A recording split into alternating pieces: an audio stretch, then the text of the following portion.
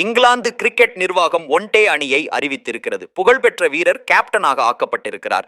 சமீபத்தில் இங்கிலாந்து இந்தியாவுடன் சிவப்பு பந்து கிரிக்கெட்டில், அதாவது டெஸ்ட் கிரிக்கெட்டில் மோதியது. இரு அணிகளுக்கும் இடையில் ஆண்டர்சன் டெண்டுல்கர் டிராபி நடந்தது. இந்த தொடர் 2-2 என்ற கணக்கில் சமனானது.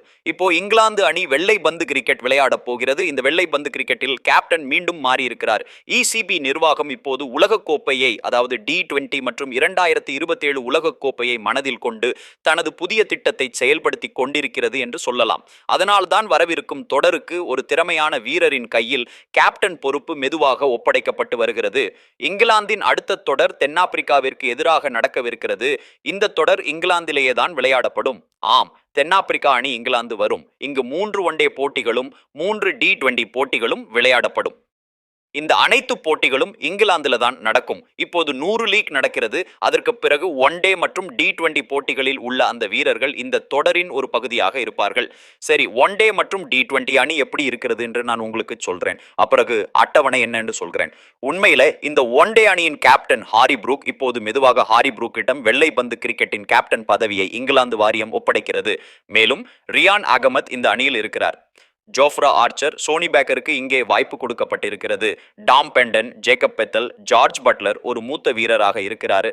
அவர் ஒரு முன்னாள் captain. Brydon Carse, Ben Duckett, Will Jacks, Saqib Mahmood, Jamie Overton மற்றும் அடில் ரஷீத், ஜோ ரூட் மற்றும் ஜேமி ஸ்மித், இவர்களில் பலர் டெஸ்ட் தொடரிலும் விளையாடி இருப்பார்கள். ஹாரி புரூக், ஜோஃப்ரா ஆர்ச்சர், மேலும் பென் டெக்கெட் அல்லது Jamie Overton, Joe Root, Jamie Smith போன்ற பல வீரர்கள் டெஸ்ட் கிரிக்கெட் விளையாடுபவர்கள். ஆனால் இப்போது அவர்கள் ஒன்-டே கிரிக்கெட்டிலும் சேர்க்கப்பட்டிருக்கிறார்கள். மேலும் எதிர்கால தயாரிப்புகளுக்காக இந்த வீரர்கள் சேர்க்கப்பட்டிருக்கிறார்கள். மேலும் T20 அணியிலும் சில மாற்றங்கள் செய்யப்பட்டிருக்கின்றன. ஹாரி புரூக் கேப்டனாக இருப்பாரு. Rehan Ahmed, Jofra Archer, Tom Banton, Jacob Bethell இங்கேயும் இருக்கிறாரு. ஜார்ஜ் பட்லரும் இருக்கிறாரு. பிரைடன் கிராஸும் இருக்கிறாரு. லியாம் டவ்சன் இங்கே தேர்ந்தெடுக்கப்பட்டிருக்கிறார். மேலும் Ben Duckett, Will Jack, Saqib Mahmood, Jamie Overton, Adil Rashid, Phil Salt இங்கேயும் வந்திருக்கிறார்.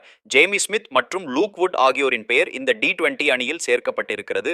ஒன்-டே அணியும் T20 அணியும் கிட்டத்தட்ட ஒரே மாதிரியாக தெரிகிறது. ஆனால் சில பெயர்களில் மாற்றங்கள் செய்யப்பட்டிருக்கின்றன. T20 அணியில் சில பெயர்கள் மட்டுமே இருக்கின்றன. மேலும் சில பெயர்கள் ஒன்-டே கிரிக்கெட்டில் இருக்கின்றன. இந்த தொடரின் அட்டவணையை பற்றி பேசினால் முதலில் ஒன்-டே தொடர் நடைபெறுகிறது. அதன் முதல் போட்டி செப்டம்பர் 2 அன்று லீட்ஸில் நடக்கும். அப்பிறகு செப்டம்பர் 4 அன்று லார்ட்ஸில் இரண்டாவது போட்டி விளையாடப்படும். மூன்றாவது போட்டி செப்டம்பர் 7 அன்று சவுதாம்ப்டனில் நடக்கும். அத்துடன் ஒன்-டே தொடர் முடிவடையும். அதன் பிறகு T20 தொடர் தொடங்கும். அதன் முதல் போட்டி செப்டம்பர் 10 அன்று கார்டிஃபில் நடக்கும். இரண்டாவது T20 போட்டி செப்டம்பர் 12 அன்று மான்செஸ்டரில் விளையாடப்படும். மூன்றாவது T20 போட்டி செப்டம்பர் 14 அன்று நாட்டிங்ஹாமில் நடக்கவிருக்கிறது. ஆக ஒன்-டேவுக்கு பிறகு T20 தொடர். ஒன்-டே அணியின் கேப்டன் ஹாரி புரூக், T20 கேப்டனும் ஹாரி புரூக் தான். இப்பொழுது தென்னாப்பிரிக்கா இங்கிலாந்துல விளையாட வரும்போது ஹாரி புரூக் தலைமையின் கீழ் இங்கிலாந்து அணி என்ன ஆச்சரியங்களை நிகழ்த்தும் என்று பார்க்கலாம். உங்களுடைய கணிப்பு என்ன? கமெண்ட் செய்து சொல்லுங்கள்.